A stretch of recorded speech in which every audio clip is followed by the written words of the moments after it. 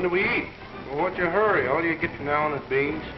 Army food is no longer a matter of beans and guesswork. Since the last war, nutrition has become a science, and our Army Quartermaster Corps uses that science in planning Army meals. Food correctly used means fighting strength for our soldiers and better health for civilians. Scientists at food plants, at universities, and at the Quartermaster Corps' own subsistence laboratories in Chicago study food for energy. The food weapons of our enemies are investigated. The Japanese are supposed to produce great fighting energy out of a handful of rice.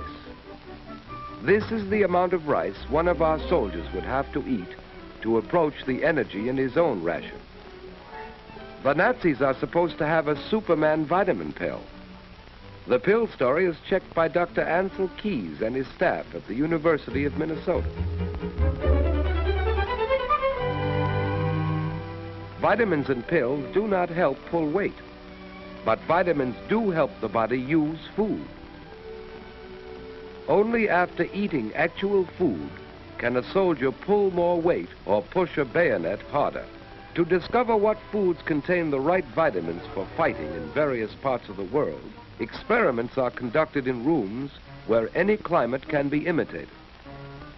Holy smoke, they got us in the Sahara Desert. In this heat, different foods are tried.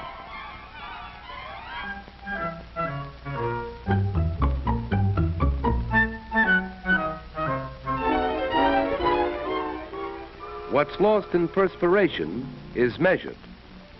The answer to the vitamin question is not pills, but good food in plenty of variety, according to Dr. Keys. If vitamins were missing from his food, a soldier might have to take concentrated vitamins. If he had vitamins but no food, he would still starve. The best way, naturally, is to supply vitamins in the food. It is for this reason that the Army uses only vitamin-enriched flour in its bread.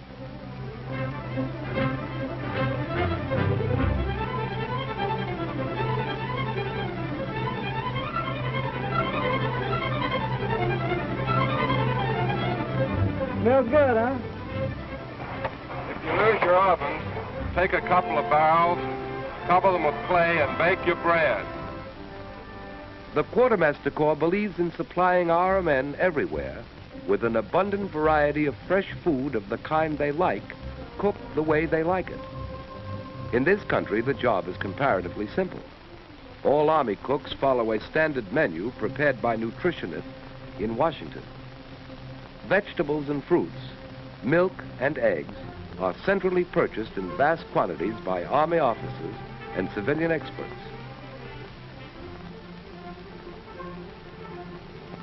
The pick of the country's fresh meat is bought, nearly a pound a day per soldier.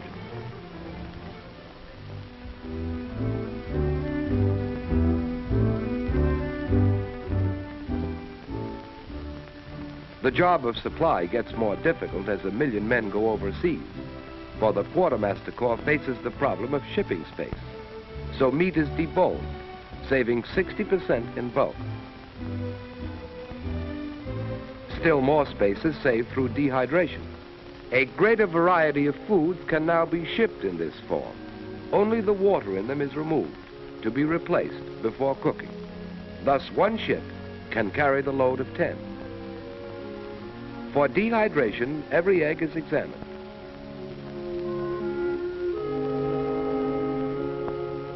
The yolks are separated from the whites and put through a dryer. Our soldiers on the other side of the world will be provided with breakfast omelets made of this pure yolk powder. Vegetables such as beets go through a new process which preserves color, taste, and vitamin content. While these amazing developments in food processing are now used principally for the Army, millions of civilians will be benefited after the war. For in the future, no household need be without vitamin-rich vegetables and fruits at any time. Dehydrated food is easy to keep, The Quartermaster Corps Laboratory has established this in exhaustive tests. Only water need be added. When cooked, it is often impossible to detect a difference in taste, and constant tests show practically no difference in vitamin content between the dehydrated and the untreated product. When a soldier is out in the field and away from camp cooks, he must carry his own rations. Pre-cooked meats for emergency rations were developed in the Army laboratory for this purpose. Here, too, emphasis is put on taste, as well as on the food value of the ration, which consists of a can of meat for each meal and a second unit containing concentrated soup, hardtack, coffee powder, and candy. Total weight, 3.5 pounds for 3 square meals a day. But specialized troops in mobile warfare need a still more compact ration. So the Army has developed the now famous K ration, the completely streamlined meal. Originally designed for paratroops, K proved ideal for tank busters, commandos, and all isolated units. Each package contains a balanced vitamin-rich meal. A day's ration weighs about 2 pounds. K was developed under Colonel Rowland A. Isker. The object of the K ration is to provide the soldier with food under emergency. This ration, with its variations, is therefore adapted to all climatic conditions, from the tropics to the frigid zone. Each item in K had to be super nutritious, but also appetizing. So each item was tested by Colonel Isker's guinea pig lunch club. Several recipes, for instance, were tried in picking a soybean biscuit. This biscuit seems to meet specifications. Pretty tasty biscuit. You bake this biscuit on existing equipment. With a few adjustments. How much soy is there in these? About 1 part in 7. It's good eating. Thus, we find ways to use such highly nourishing staples as the soybean, which is easily produced in great plenty. The energies in this and other hitherto inefficiently used foods are unlocked for the world by chemists such as Dr. Julian of Illinois, a famous soy expert. Soy flour strengthens wheat flour, eggs, lard in the K ration breakfast biscuit.